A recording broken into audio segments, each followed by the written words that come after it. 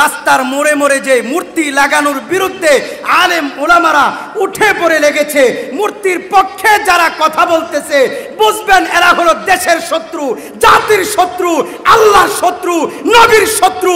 এরা কোনোদিন বন্ধ হতে পারে না। খোদার গজব যদি নাজিল হয়, এদের কারণে খোদার গজব নাজিল হইতেছে।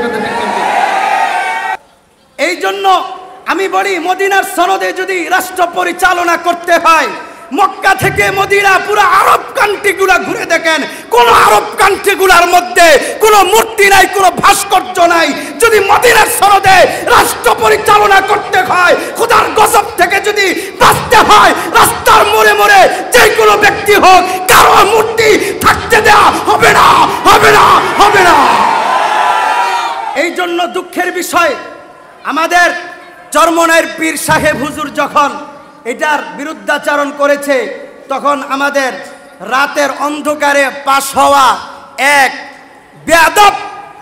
বেয়াদব নওফেল সংসদ সদস্য, নাম অবশ্য আমরা শুনেছি, সে বলেছে মৌলবাদীর ঘাড় মটকে দিবে। আরে চোরের মার বড় গলা, এটা তো কথাই আছে, কথা ঠিক না বেঠিক? মৌলবাদীর ঘাড় মটকে দিবা, তোমার ঘাট যে কখন মটকে যায় টেরও পাইবা না। তোদের কারণেই তো দেশ নাই। হ্যাঁ, যদি তোরা থাকতি, শুধু তোরা থাকতি, আলেম ওলামা, তালিবুল ইলম, নামাজি, রোজাদার, হজ করনেওয়ালা, যাকাত দেওয়ালা যদি লোকগুলা আসমানের নিচে জমিনের উপরে না থাকতো, তাহলে তোদের মতো বদমাইশদেরকে আল্লাহ তাআলা মুহূর্তের মধ্যে খতম করে দিতেন। কি বড় আসপর্দা দেখছেন, কত বড় বেয়াদব দেখছেন। এখন বলবেন অনেকে হুজুর রাজনীতি কথা বলতেছে, এটা কি রাজনীতি? নবীর আদর্শ, সিরাতুন নবী, নবীর সিরাত তো এইটা। আচ্ছা, দেশ যারা শাসন করেছে, দেশ যারা স্বাধীন করেছে, তাদের স্মরণের জন্যই যদি মূর্তি টানাতে হয়, তাহলে তো এটা ভালোবাসা না, এটা বাটপারি। কারণ ভালোবাসা হলো অন্তরে থাকবে। একটা এই মূর্তি অথবা কোনো কিছু টানায় এরপরে স্মরণ করতে হবে। কেন? আমার আপনার নবী, যার কারণে আসমান হইছে, জমিন হইছে, সব হইছে, কই নবীর মূর্তি তো একটাও নাই, কোন সাহাবীদের মূর্তিও তো নাই। তো যেই মূর্তি ভাঙ্গার জন্য নবী মদিনা থেকে হিজরত করে মক্কায় গিয়ে খানায় কাবার মধ্যে ঢুকে 360 মূর্তি ভেঙ্গে দিয়েছে, এটাই হলো নবীর আদর্শ। রবিউল আউয়াল মাস এটাই শিক্ষা দেয়, নবীর আদর্শ এটাই শিক্ষা দেয়, নবীর সিরাত এটাই শিক্ষা দেয়। অমুসলিমরা তারা ঘরোয়াভাবে তাদের দিন ধর্ম পালন করবে, তাতে আমরা বাধা দিব না। তাদের ধর্ম তারা পালন করবে, আমরা আমাদের ধর্ম পালন করব। তবে মুসলিম রাষ্ট্রে যেখানে ইচ্ছা সেখানে মূর্তি থাকতে পারে না। এটাই নবীর আদর্শ, এটাই নবীর আদর্শ। যদি মদিনার সনদে রাষ্ট্র পরিচালনা করতে হয়, তাহলে মদিনা পুরাটা ঘুরে দেখুন। আলহামদুলিল্লাহ, আল্লাহ তাআলা যতটুকু ঘোরার তৌফিক দিয়েছে, মদিনায়ও দেখেছি, মক্কায়ও দেখেছি।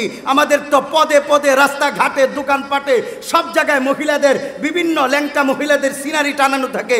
কই মক্কা মদিনায় একটা জায়গাও তো দেখলাম না কোনো মহিলাদের সিনারি টানানো, বরং বাদশার ছবি বিভিন্ন জায়গায় এটা রাখে। এটা 5-10 বছর আগে এইটাও ছিল না, কোনো ছবি ছিল না। শত শত মাইল, হাজার হাজার মাইল অতিক্রম করবেন, কোনো মহিলার ছবি দেখা যাবে না, কোনো পুরুষের ছবি যেখানে ইচ্ছা সেখানে দেখা যাবে না।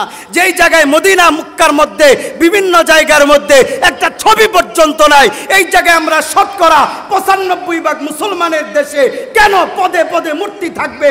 আমি তো বলবো, খোদার গজব যদি আসে, আজ যারা মূর্তির পক্ষে কথা বলতেছে তাদের কারণে খোদার গজব আসতেছে। কথা ঠিক না বেঠিক? আমগো বাংলাদেশের নেতা বাইরে গেছে, জনগণ কমে গেছে। কথা ঠিক না বেঠিক? নেতা বাড়তি, জনগণ কম। জনগণ নাই, সবাই নেতা। একবার এই রাস্তা থেকে একবারে পুরা মোহাম্মদপুর পর্যন্ত যাবেন, সবাই নেতা আর নেতা। অমুক নেতার পাতি নেতা, অমুক নেতার চামচা, অমুক নেতার রিক্সা চালায়, অমুক নেতার গাড়ি চালায়। এটির দাপটে সমাজে আর থাকা যায় না, সবাই নেতা, ওনার জনগণ পাওয়া যায় না। এই জন্য কোনো বোর্ডও লাগে না, এমনি সবাই পাশ হয়ে যায়, কারণ সবাই তো নেতা। কথা ঠিক না বেঠিক? আল্লাহ তাআলা সহিহ বুঝ দান করুন, বলেন আমিন।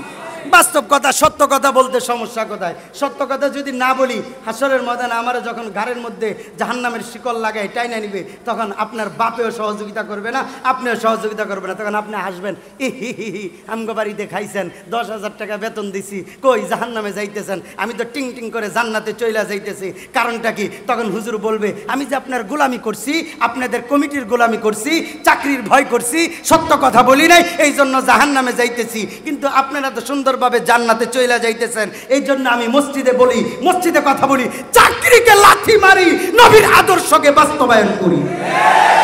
কারণ চাকরি আমার বড় না, টাকা আমার বড় না, ধন দৌলত আমার বড় না, দুনিয়া আমার বড় না, নেতা নেত্রী আমার বড় না, আমার বড় হলো আমার নবী, নবীর আদর্শ বড়, আল্লাহ বড়। আল্লাহর বিরুদ্ধে যাবে, নবীর বিরুদ্ধে যাবে, খোদার কসম সে যেই হোক মাটির মধ্যে